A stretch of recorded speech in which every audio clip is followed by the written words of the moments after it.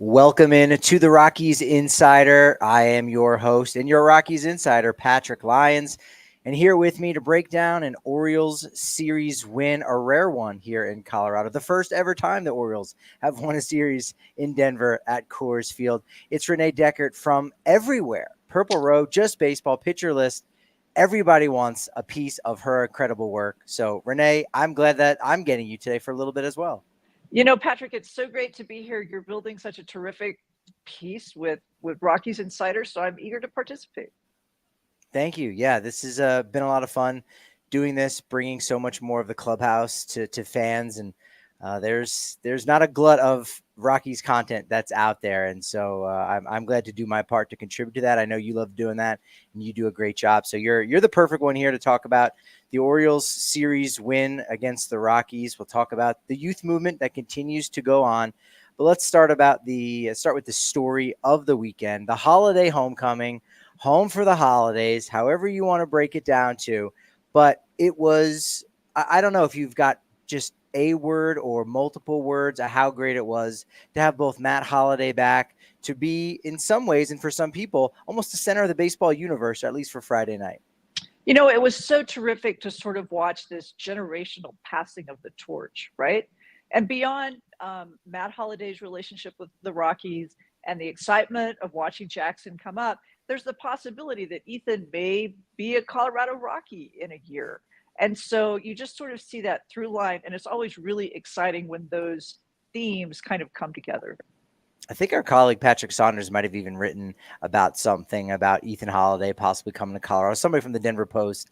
And I got a chance to talk with Ethan for a little bit there in the dugout on Friday. And he loves the weather, loves the lack of humidity. He said, it felt great waking up in the morning. It was nice and cool. Thinks it's a beautiful ballpark and had to polish off the old chestnut of, it is the third oldest ballpark in the National League. And his eyes bug out. And so it was nice. And I said, when I got done, I said, that's the Rockies pitch, because you never know what's going to happen next year. Because, even if the Rockies don't get the first overall pick, because he's a guy that is probably going to want the full bonus, the full slot value, he could end up being like a Charlie Condon and slipping to the Rockies at third, or somebody else, perhaps, should it go down in a similar fashion. Well, Matt and Jackson were both pretty clear that Ethan has pop that would play at Coors. So it's a possibility as we look to next season. It's something for Rockies fans to look forward to. You got Condon and Jackson and Ethan Holliday. I mean, there you go. That could be the future going forward. We'll see. What's not to like? So it was a really moving weekend, and I felt like the Rockies did it really well, and it was great to have the holidays here. So I was super happy that I got to watch that unfold. Yeah, it was really neat talking with them on Friday, and it felt like for the first time in a little while where there was a lot on the line for us in the media, right? We had to be talking with Matt. There was Rockies Clubhouse was open for a little bit before that to get in your conversations and interviews. And then we had to rush over to the Orioles Clubhouse. And then I had to go hang out with some WWE superstars and Ethan Page and Braun Breaker. I mean, that could have been the highlight for me. It wasn't. I mean, it was, but I can't necessarily say that. I'll have to edit this part out of the podcast. But it was fun talking to them and picking their brains and then playing one off the other. Jackson, here's what your dad said. I love the back and forths with, hey, do you think you might ever recreate that photograph with Jackson? Matt's up for it. I don't know that Jackson is. Jackson said he would be willing to try, but he wasn't sure that Matt could lift him anymore because of the pickleball injuries. And I was really disappointed that, as far as we know, there was no attempt to do that over the course of the weekend. But maybe next time. Maybe if they draft Ethan, we'll get to take another run at it. It could be. That's also going to be in the cards here in the next year as we wait to see what happens with the MLB lottery coming up this December at the winter meetings, and then in the draft next July. Yeah, it was really cool talking with them, and as you said, comparing the power. Right, Ethan has the most power of any of them at that age. Going to be a high school senior. And a lot of people were surprised. Like, this guy's only 17 years old, because he's got, a really good build, a much more athletic body, a bigger body than what we see from a 20-year-old Jackson Holliday. And it was cool hearing. I think maybe one of my favorite parts was actually Matt talking about like fatherhood, not really talking about like answering the questions as best he could, but just this hearing it from him, a 44-year-old man who's raised a 20-year-old man who's gone off and is married and has handled, being drafted first overall and a prospect and then struggling at first and then, contributing to a team here going for the best record in the American League. And like, I don't know, maybe we don't give enough credit to parents in our country to say, hey, you did so much of the work to get this young man to where they're at. And so I really love that part of the conversation that we had this weekend. I always, I knew that family was important to Matt, but to have Matt explain how he learned to juggle keeping his family top priority while he was playing baseball was really pretty compelling. And so I felt like it was a pretty intimate weekend. And so I enjoyed it. Yeah, Matt saying that, you know what, because the teams that he played with, he was able to bring the kids into the clubhouse. That probably extended his career a little bit. And then early on also saying, if Jackson would have told me he would have been in the majors by 20 years old, maybe I could have been like Rich Hill. Maybe I could have been 44 years old playing and doing what the Griffeys did, playing on the same team together in the same game. Same thing with Tim Raines Sr., Tim Raines Jr. That was a fun moment to go, could that possibly happen? He's in great shape. Matt's in great shape. He probably could still play. He said, though, he'd watched some pitches and he was like, yeah, maybe not so much. So father time comes for us all. It does. It does. Jackson was able to get a triple. He stole a base, but getting the triple on Friday night was great. MLB.com came out with this amazing video that cut in video from 2007, from when Jackson was 3 years old, hitting a wiffle ball and just running around in foul territory, and making it look as if, that was him then. And here's him now running around the bases. I thought that was really cool. And then talking with Jackson about that on Saturday, and how much, his dad loved it. His wife loved it. And he said that his mom told him, I could watch this a million times. Like, imagine, again, being a parent and seeing your child have this success and have the world at their fingertips. Like, that's got to feel great. Like, you did a good job, and your kid has everything they could possibly want, which is what every parent wants for their child. It was an exciting weekend. It was. Then on Saturday, which maybe I wasn't aware of it. Maybe this was somewhere in a press release. I don't know. But they threw out the first pitch together. Matt, in his black vest, the old school Rockies vest that we haven't seen in a couple seasons, throws out the first pitch, and it's caught by Jackson, a member of the Baltimore Orioles. Can't remember the last time a visiting player caught the first pitch, but it was fitting. It was perfect. Yep. It's well done. It was very cool. Father and son moment that you liked. And then on Sunday, maybe to cap it off, a little bit more of a quiet game for the holidays, although Matt was still there in attendance. You had Matt Bowman coming in to pitch for the Orioles. Bowman, a teammate with Matt Holliday in 2016 with the Cardinals, and now, of course, a teammate with his son, second baseman Jackson Holliday. So that's kind of neat. I don't know if he's been the only guy that's been a teammate. He might be. I know Kenley Jansen was the only one that pitched against both of them. Baseball is a small world. It is. It can be. And it felt like the Rockies clubhouse actually got bigger on the other end of the spectrum. September 1st, rosters expand. We got news on Saturday night that Cal Quantrill would not be making his start on Sunday as previously expected. Ty Block getting the call up and, doing the best that he can. He just learned the news late on Saturday night, so didn't have a ton of time to prepare. Then again, sometimes preparation isn't always the best thing to help get you through. Ryan Feltner actually said on Saturday night he might have over-prepared. Like, he put in a lot of extra hours looking at the lineup.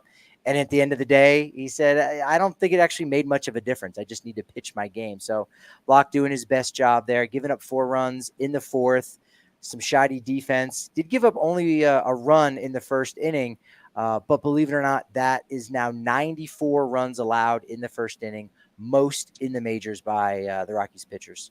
You can't. So kudos to Ty Block, who has been for several years. The Rockies you need a guy, you better call Ty, right? And kudos to him for doing that. But the first inning stuff that the Rockies have struggled with all year, it just can't stand. And this is not a team like the D-backs has shown that they're comfortable playing from behind.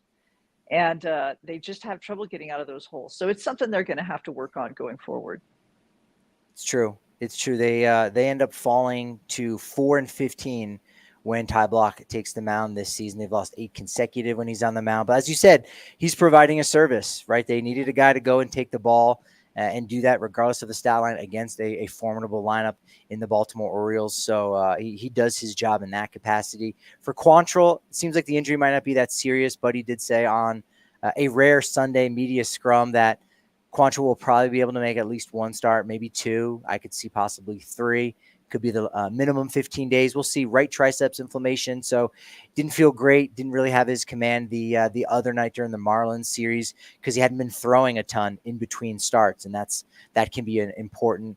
Block added to the 40-man, and Noah Davis placed on outright waivers, so he'll be down there in AAA. And I don't know if this will be the last time we see Noah Davis in Denver.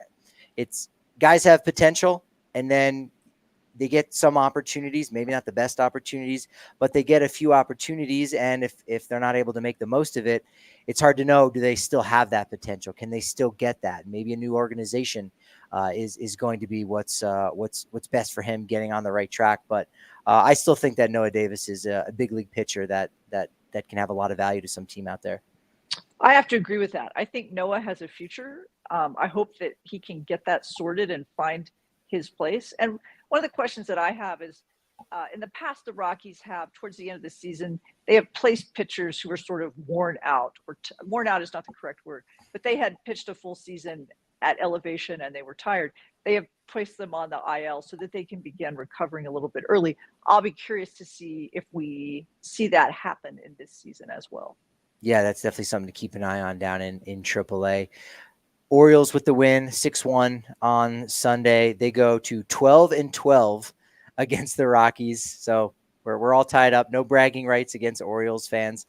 Actually, the first time in franchise history, as I said earlier, for the Rockies to have lost a series to the Orioles. They lose their first home series since dropping 2 of 3 to the Mets earlier in the month of August. And with only 1 run scored, the 2024 Rockies unfortunately matched the 2011 club for most times in franchise history, scoring 1 or 0 runs at home in a season. So we say, hey, they're going to hit, and they should hit at home. And we've seen plenty of it, but there's been games in which they look like they're out on the road at home. You know, we've talked a lot about the pitching and what a problem is, and that is always going to be a challenge for a Colorado team. But I think a story that does not get covered enough is how deflated the offense has been probably since about 2021. And you see that happening in these, and it's exacerbated by those first innings where they get behind and they just don't have enough offensive power to pop out of it. You and I were talking the number of the Orioles who've already hit 20 home runs, and the Rockies who play at Camden Yards. The Rockies who play at Coors Field are not there. And so this is something that they're going to have to address going forward. That's true. Yeah, there's guys with potential there, but as you said, like with Noah Davis, you know, at a certain point, that potential just becomes, hey, this is who you are. Like Ryan McMahon, you know, he's not going to ever hit 40 home runs. He may not even reach 30 home runs. This is kind of, you know, who he is and who a lot of them are. They're still on the young side, so there is some hope that they can take that next step. But you're right, more power is needed, and more great defensive play is critical to the success of the Rockies. It's always been for their best postseason teams. They made 2 errors today. There was another one lost in the sun by Brendan Rodgers. So could have been 3, but no, you don't touch a ball on a pop-up like that. You don't get an error.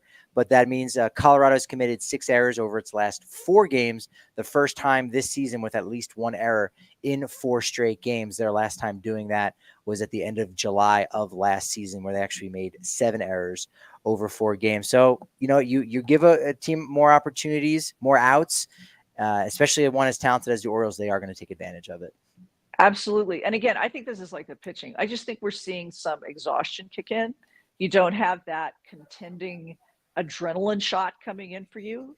And I think some of that, just the wear of this season, is beginning to show in their everyday play, because their defense is usually pretty outstanding, and that has slipped a little bit. That's such a great point, because a couple guys have mentioned that, you know, a little off the record, that yeah, we're dragging. This definitely is the dog days. They are beat up, and you and I have talked a lot this week in this idea of, okay, here's where they're at now. If they are going to get good in 2026, where that's really where they're contending, how do you bridge that gap? There's a lot of growing pains. There's a lot of question marks about, these young guys who are going to get that opportunity. They've got 6 veteran starting pitchers going into 2025, and they've got 6 decent, starting pitchers in the minors that maybe deserve an opportunity, but how are they going to get that? So what is that formula? What is that recipe, that plan that the Rockies seemingly have just kind of allowed to just take shape in front of their eyes? Hey, time will tell. Well, these things will sort themselves out. It might need something more than that. It might need a regimented plan to really make sure that 2026 is the season they get back into contention.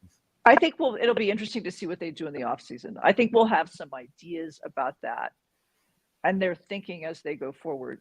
Bill Schmidt told us at Rockies Fest that some of these players, the outfielders particularly, would not be with the team.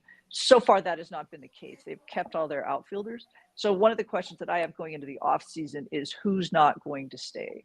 And I think we will see some moves because they're just the 40-man roster crunch is going to make that happen. We'll have a better sense, I think.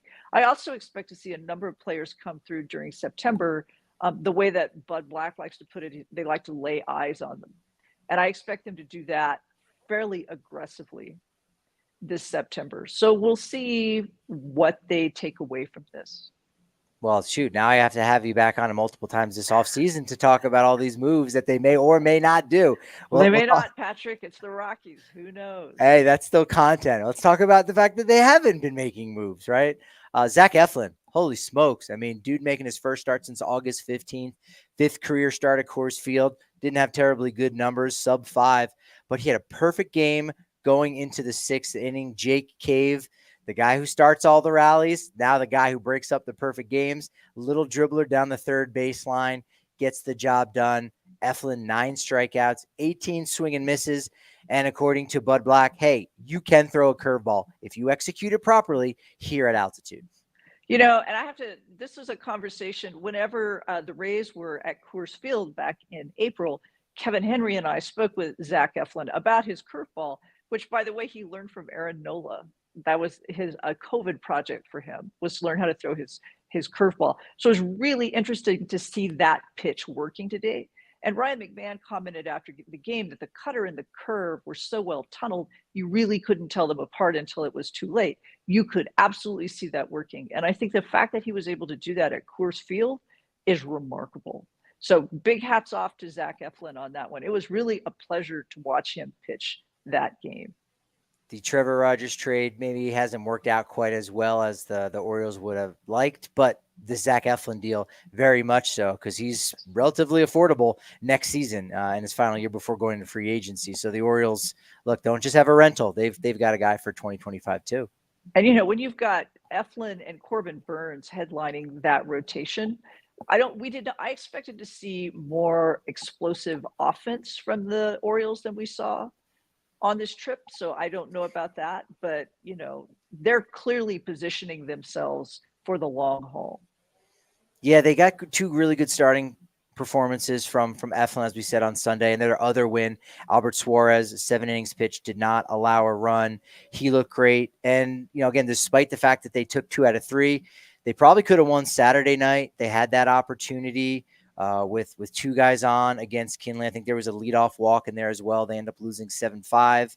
And you think, at least me, that's a team that that's a game that a team like the Orioles really needs to win if they're going to make a deep run in October. So you have that concern. As you said, they've got pop. They've got a lot of guys with 10 or more home runs. I was surprised that their longest home run this season was only, knowing full well, I don't know that I could hit a ball past 200 feet, but their longest home run was 443 feet. Figured that would fall this weekend. Didn't happen. Figured Gunnar Henderson with 33 home runs would at least get number 34 to tie the franchise record with Ripken Jr. and Miguel Tejada, maybe even get 2, but no, he gets shut out. 2 singles today. Okay. And they have the 5-run victory today, their largest since beating the Blue Jays by 6 at the end of July. Adley Rutschman didn't really do too much. He was pretty quiet. Jackson Holliday, other than the triple, I think he had a base hit on Sunday. He stole 2 bases, but we saw him get thrown out at third base. So it was like, okay, they were okay. And so if this is their worst, maybe they've got way better days ahead. And maybe they're getting out of their system now. You and I have watched too many Phillies games at Coors Field, though, where those Phillies just come in and pound those home runs. I expected more of that from this team than we saw. So maybe they're on a road trip. They got in at 5 in the morning when they came in from LA. Maybe they're tired. Maybe they're just catching their breath before they make their run. But I expected more often. And we only saw Rutschman in one game. Rutschman only played on Saturday. So I expected more. Yeah, and going back to that ninth inning on Saturday, the one game that Adley was able to play in, he comes up to the plate after Gunnar draws the walk, runners on first and third, 2 outs. Tyler Kinley gets him to strike out. Kinley strikes out 3 guys. I know it was the bottom of the Orioles lineup, but that bottom of that lineup is just as good as some other middle of the order lineups that we've seen here. Scary moment too in that Saturday game. Dean Kramer taking a 103.1 mile per hour line drive off the wrist. Somehow it wasn't broken. Jordan Beck with the liner back up the middle. Gigantic, just swelling immediately right after. Right forearm contusion, not broken. Doesn't go on the IL just yet. Guess you don't need to do that. Maybe the swelling could go down enough, but that's his pitching hand. I would actually be quite shocked if he makes his next start. I had the same thought, and I wondered. I mean, yesterday was a tough set of games for the Orioles. Ramon Urias was having real problems. He was almost hit by pitch. So he was almost hit by pitch once. Then he was hit by a pitch. Then he had the incident where he twisted his ankle over at third. I see they put him on the IL today. I'm sure by the end, the Orioles were saying, just get us out of Colorado while we're still intact. That's a great point. Yeah, they kind of got beat up. There were a couple spots where you saw guys down on the ground, and they kind of wanted to stay there. It was definitely a rough game on Saturday. I would have to agree. On the positive side for the Rockies, Drew Romo extended his hitting streak to 5 games, but on Sunday, I think he took an over. He did, so that streak is up. But still, he had a 4 consecutive game RBI streak and was only the second Rocky in franchise history with 5 or more games to start a hitting streak and 4+ RBI streak within his first 8 career games since Trevor Story in 2016. Didn't have a lot of home runs. In fact, has none. He's still waiting for that first one for Romo. But that's a nice little stat for Romo to say, hey, I feel really good. I got the MVP chain. No MVP chance, but an MVP chain. Feel good about it. And he's going to be somebody to watch going forward. He's a prospect that fans have waited to see for a long time. I know there are some questions. Patrick Saunders has written about this, about his tosses back to the pitcher. I suspect that's going to be a project that the Rockies take on in the offseason. But, Romo does not see it as a problem, and he's bringing some pop to the catcher position, which is something the Rockies always like. So he's a really exciting player to be keeping an eye on. Yeah, it is. It is very much a wait and see where you look at the throwback to the pitcher, the shot put motion. Same thing on a strike 3, throws down to third base, but it hasn't really come into play too much. Some teams have been a little more aggressive than others, and you did see someone take advantage of it over this homestand with stealing a base. I think it was the Marlins, but other than that, he's been able to keep it at bay. So in a way, it's more aesthetic than it is actually impacting the game. So I'm going to withhold judgment until Atlanta, because I think if anybody is going to try to exploit it, it's going to be Atlanta. But I hope you're right and that it continues to be successful. You saw Nolan Jones with the double hustle late in that game on Saturday, and then Jordan Beck immediately with the go-ahead RBI there in the bottom of the 8th to lift the Rockies before they got another insurance run there. So again, the young outfielders for the Rockies, they really are making you feel like the future's bright and that they really could have something, and certainly consistency from those two. Yes. Yeah, I think that's a positive one. And looking at the bullpen, Luis Peralta, inning and a third, became the 3rd reliever in Rockies history, joining Jake Bird in 2022 and DJ Johnson in 2018 to allow 2 or fewer base runners while going scoreless through his first 4 career games. And then on top of that, you got Jeff Criswell with his first career win and Craig Kimbrell getting his whatever loss. So that's nice for these young guys in the bullpen to feel good and say, hey, we bested a guy who's arguably a Hall of Famer. And I think we're going to see a lot of those bullpen arms come through in September. I think that's really where the Rockies are going to try to see some guys. We saw that today with the debut of Evan Justice. I fully expect us to see Jaden Hill before this year is over. So the bullpen, and they have always picked up Rule 5 guys in the past. So that's going to be another thing for fans to watch for in the offseason. What do the Rockies do with that bullpen? Because they do have to make some decisions there. They do. Another guy that I think the Rockies may have to make a decision on, and we'll talk about it plenty in the offseason, but Gomber was able to get his 10th quality start there on Friday night during the 5-3 loss, his fourth at Coors Field this season, fourth consecutive start going 6+ innings. Got to have that depth. Finished August with a 4.37 ERA and a 4.34 ERA at Coors this season. Based on what his salary was this year, he could get around $6 million in his final year of arbitration.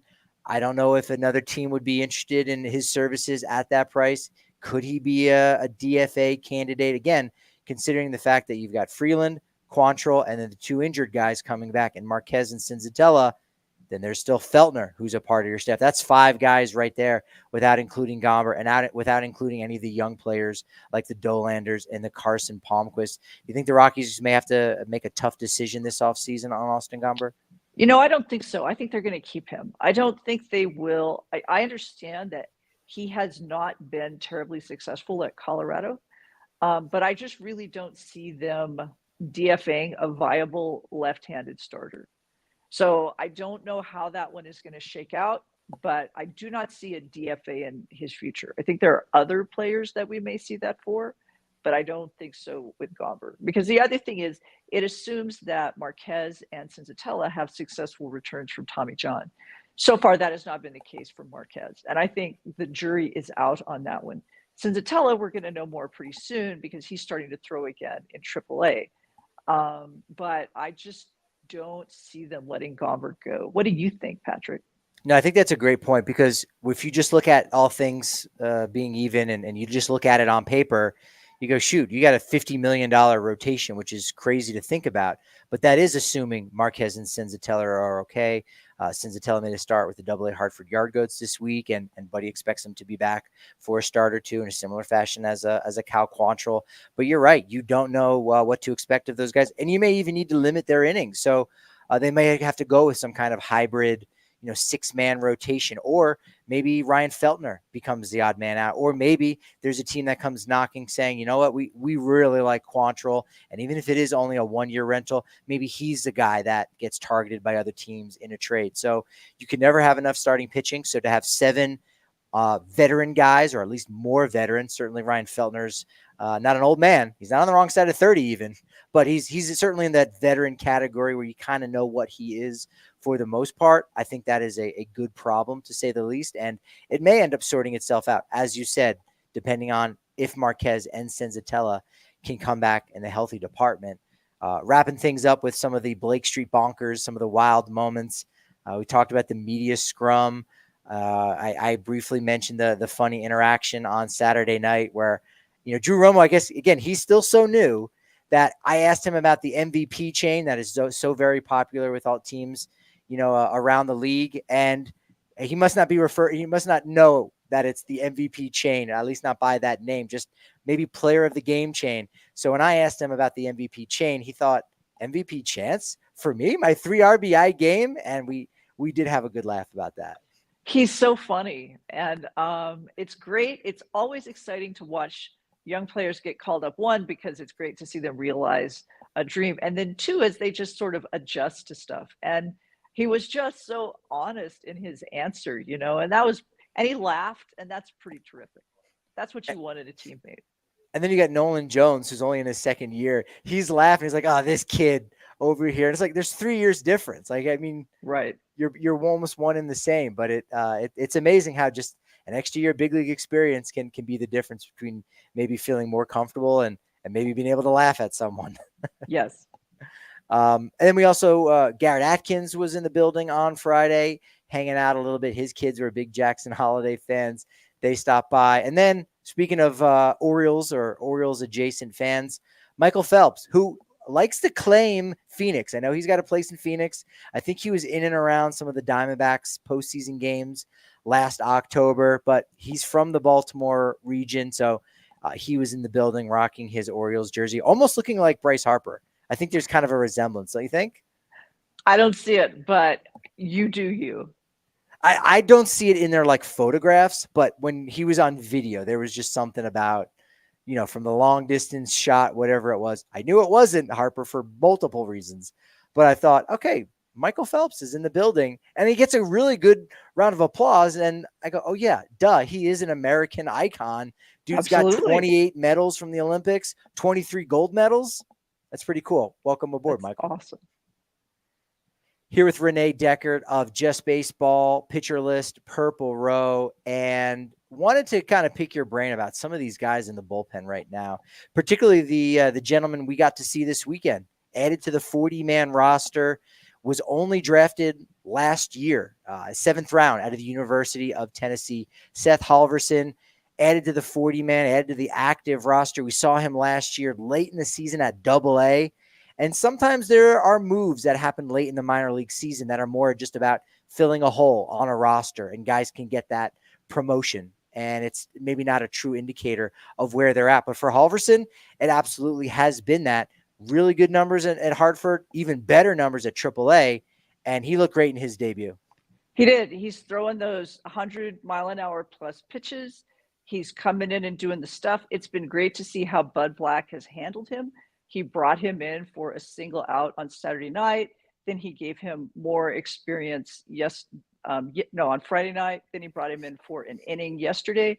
And to hear Halverson talk about it, he's ready to take on the challenge at the next level. And I think we've seen the Rockies drafting more college players who they think are ready to go, and Halverson clearly fits in that mold. Yeah, I don't know exactly what Buddy said to him on Friday night. Maybe he said, hey, I'm going to put you out there for one. And so Seth said, all right, if I'm only going to get one pitch, I better get an out. And he did. So yes. And they got the ball and they tagged it because I saw them do it. So that's good. Yeah, that's right. Yeah, threw one pitch in his debut, first Rocky to do that.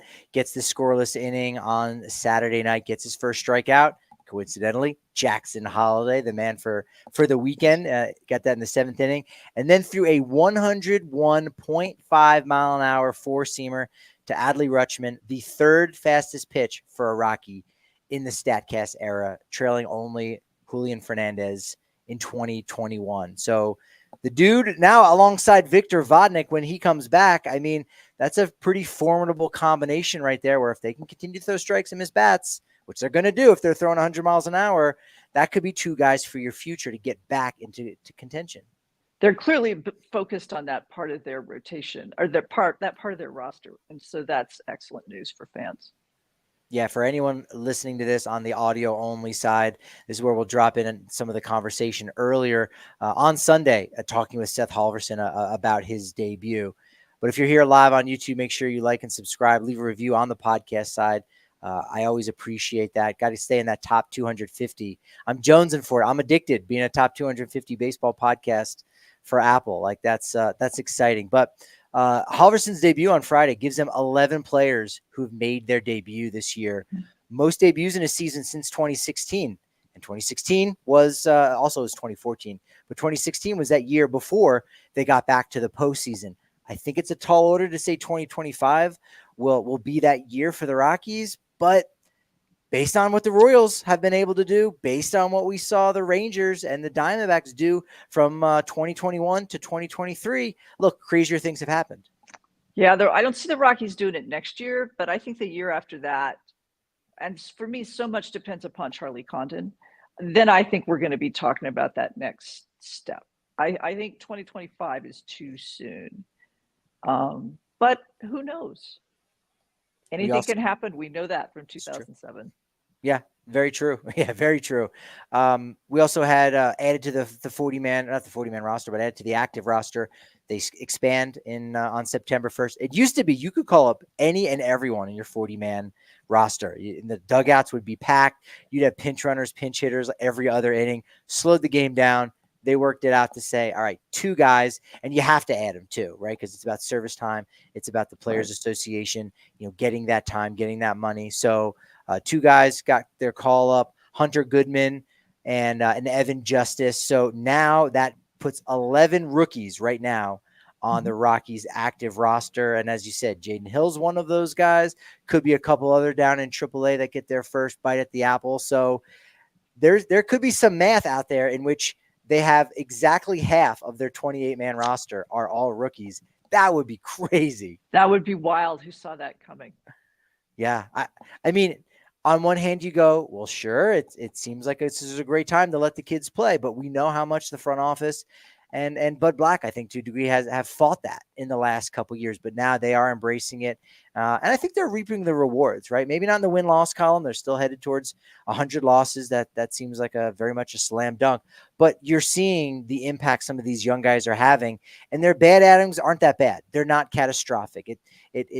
None of them are having those Riley Pint type outings where you go and you see, what he's doing in his appearances, and you say, I don't know if that can play at the major league level. Everyone that we've seen so far here through the months of August, you say, yeah, no, this plays. There's definitely major upside for that guy. We got to see that with Evan Justice today. Did a nice job, despite the fact that his numbers in the minors weren't great. An ERA over 11, but was banged up a lot. Had a lot of injuries. Debuted in 2023 after being drafted in 2021. And maybe he could be another one of those lefty arms out of the bullpen, especially now that there are so many question marks around Lucas Gilbreth. I think that's a good question. We saw today he walked the first guy that he faced. That makes sense because it's your MLB debut. Then he got a strikeout. So I think we'll know over the course of this road trip what he can do. I think we're going to have a sense of that pretty quickly. 15 rookies have appeared with the Rockies since August 1st. It's terrific. It is. Victor Vodnik, I was able to speak with him before Sunday's game, and Buddy even gave out a couple tidbits of note off air. But Vodnik was able to throw off a mound on Saturday, 15 pitches. It was at about 80% effort. And then for Vodnik, he's going to throw, I believe, Tuesday when the team heads to Atlanta. And then at that point, the club is going to make a decision. Does he go out for a rehab start, throw somewhere for 1 or 2 outings before coming back? So Victor Vodnik definitely trending upward, feeling good with that bicep inflammation.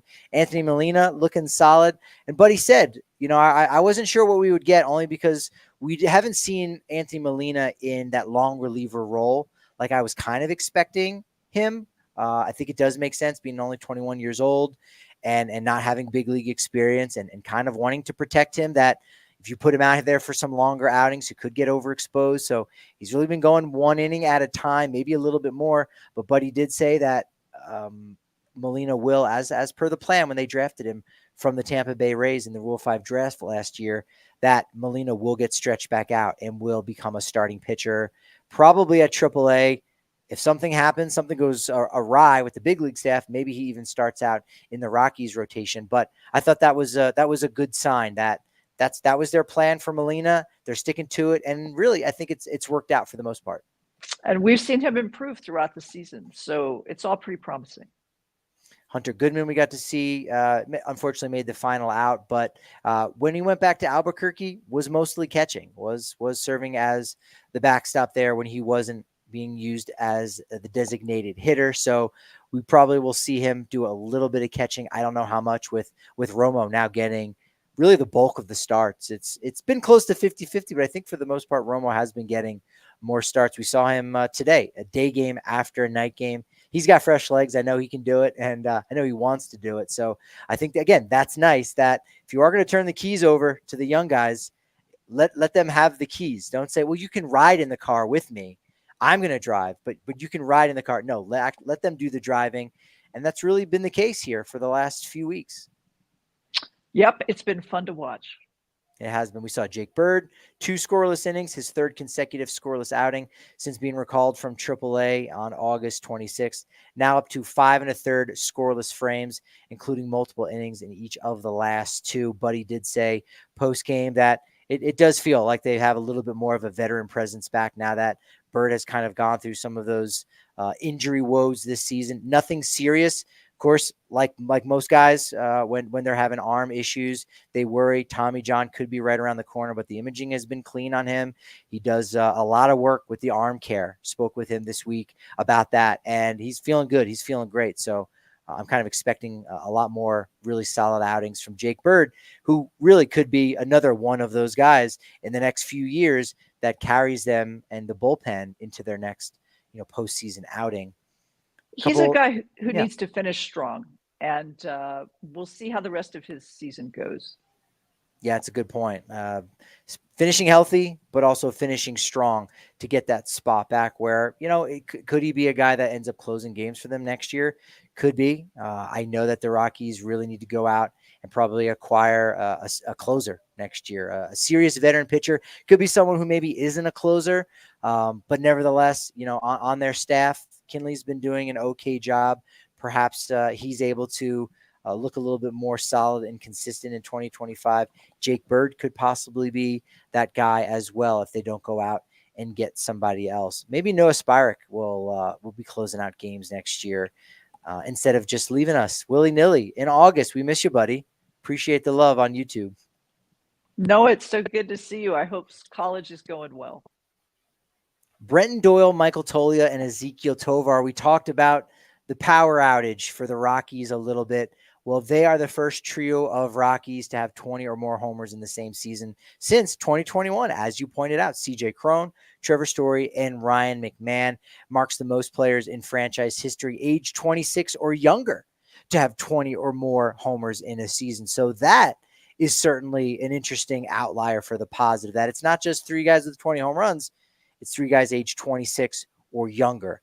That is a real nice stat, I think.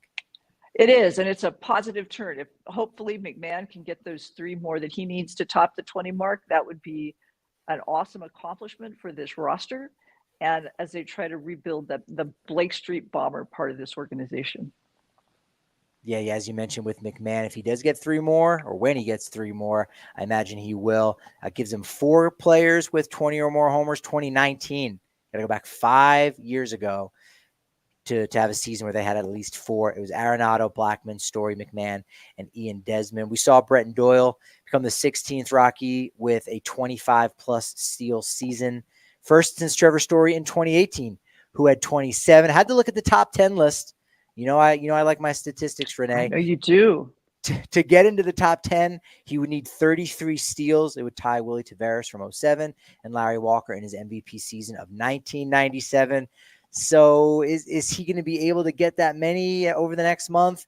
Could be. No. Could be. But no. You might have to push. You're going to just say no straight up, huh? I know. I don't. That his game has changed. Yeah. It's just not his. He's been successful, but his new way of hitting things, it's just different now. So his speed is being used, I think, in that way a little bit less than we saw last year. I could be wrong. I hope I am wrong, but I have trouble seeing that happen. He was able to extend his hitting streak on Sunday to 7 games, batting .346 during that span. Also has a hit in 16 of his last 17 games since August 12th, batting .323 with a .523 slugging percentage. Pretty nice. And Michael Toglia, another one of those guys with 20-plus home runs, led the National League and ranked second in the majors with 21 walks in August, became the first Rocky with as many free passes in a calendar month since Nolan Jones last September/October. Only 3 players in Rockies history have ever drawn more than 21 walks in a month. Todd Helton, Larry Walker, and Walt Weiss. Strange one there in July of 1995. So Michael Toglia adding the walk to his game, I think that could be incredibly valuable for him going forward. The Rockies were clear that was a part of his game that needed to improve, and he has shown that is the case in August. So good for him. Very much so. Very much so. Positive for him. And then let's talk about some of the minor league guys, because I do like a little minor league minute from just about in every show to give you a taste of that. Got a lot of minor league updates for you, particularly Chase Dollander. Look, we've talked about him as being the top pitching prospect right now. Does it again on Friday night. 5 2/3 scoreless innings pitched, 2 walks, 10 strikeouts during Hartford's 3-0 win. His second straight game for the Yard Goats with 10 Ks in 5 starts with Hartford. He is now 2-0 with a 0.92 ERA. 29 1/3 innings pitched, only giving up 3 earned runs, a whip below 1, 41 strikeouts in under 30 innings pitched. it would be wonderful to see him here at Coors Field, but you don't need to add him to the 40-man roster. And you also maybe need to answer the question or be cautious of the answer to the question, what happens when he's reaching these new innings limits, right? When he is throwing all these additional innings, when he hasn't, right? This was his first year in the professional ranks after throwing a ton of innings with Tennessee last year. So you had to be cautious and didn't really get into pro ball until this year. And now that becomes somewhat of a concern like it is for all guys, but hopefully, like with so many of the other prospects the Rockies have been promoting, you just let them go out there and play and let them sort it out and deal with those things rather than trying to hamper them or put some kind of register on them. He's one of the most exciting pitchers in baseball, not just the Rocky system right now. And I think it's really interesting. We're sort of watching the University of Tennessee infiltrate the Rockies clubhouse. So I don't expect to see Dollander this year. I know that they're going to be sensitive to the number of innings he's thrown. This is the most that he has thrown ever. But next year, folks, I think that's going to happen. 159 strikeouts this season in the minors in Amazing. a little over 107 innings pitched. So yeah, that's impressive. And Zach Agnos has been another one of those impressive guys.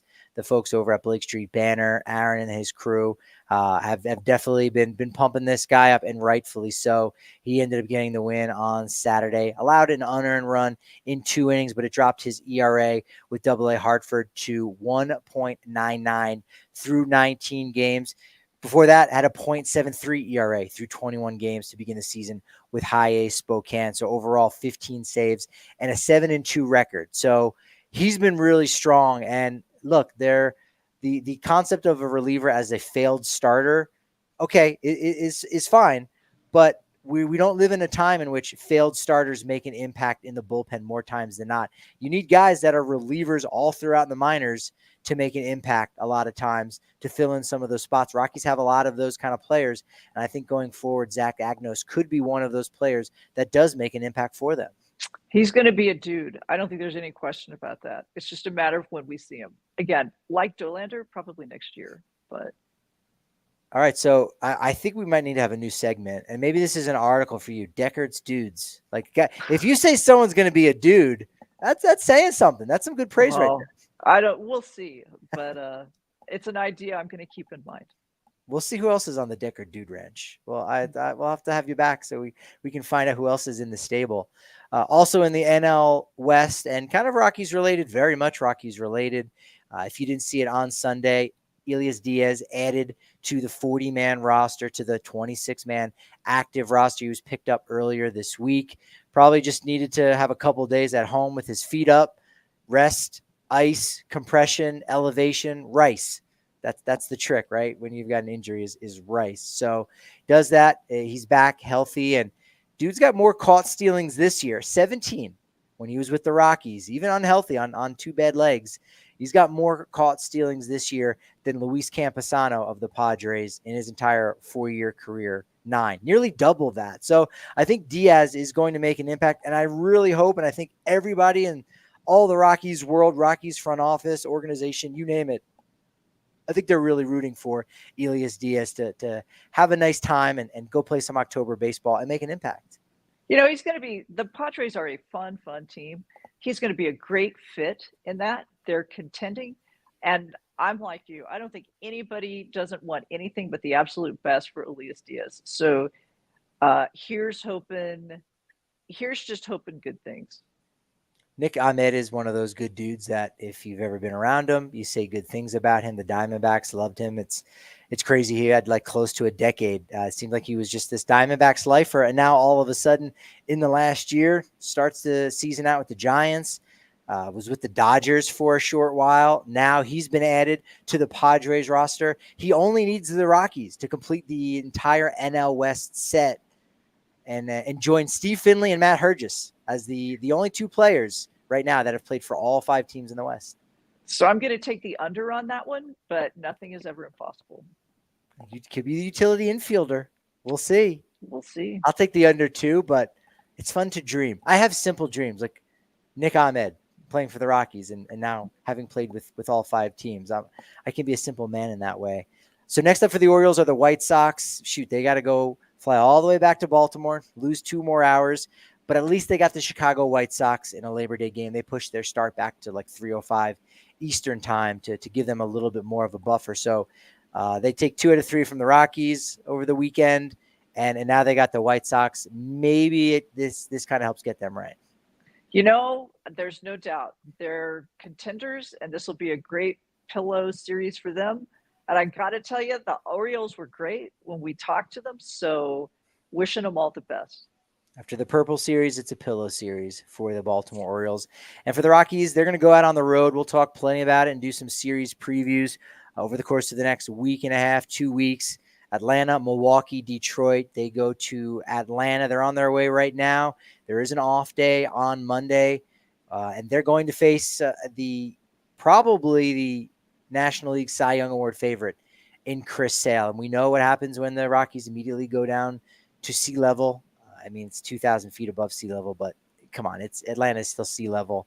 It's Freeland, Sale on Tuesday. On Wednesday, Blaylock versus Charlie Morton, and Austin Gomber against Reynaldo Lopez. So 3 of the Atlanta's top pitchers. That's going to be rough. Atlanta is not the team that they set out to be. They've been pretty devastated by injuries, but definitely advantage Atlanta in this particular series. So, yeah. I'm excited for Wednesday to see what statistic comes out of that start, because you've got 23-year-old Bradley Blaylock against 40-year-old Charlie Morton. 17-year age gap. Where does that rank all time in Rockies history? Good question. I like those kind of things. I got my eye on it. I'm not going to be able to sleep until Wednesday, until I get that fun fact, from Drew Goodman or something like that. Renee, this has been tons of fun. Please go ahead and plug away. Let people know where they can find all your great work. I'm writing for Purple Row and Pitcher List and Just Baseball. I write about the Rockies. I write about the D-backs. And I'm going to have some stuff coming out on the Orioles. So thanks for having me on, Patrick. I always enjoy it. I learned so much. We love having you on, Renee. Appreciate it. Follow me and follow Rockies Insider at Patrick D. Lyons, at Patrick D. Lyons MLB, and at Rockies_Insider. Renee, you've given me tons of momentum for the next 10 days without baseball here in Denver. But unfortunately, that momentum is only as good as my next show. So I will talk to you tomorrow.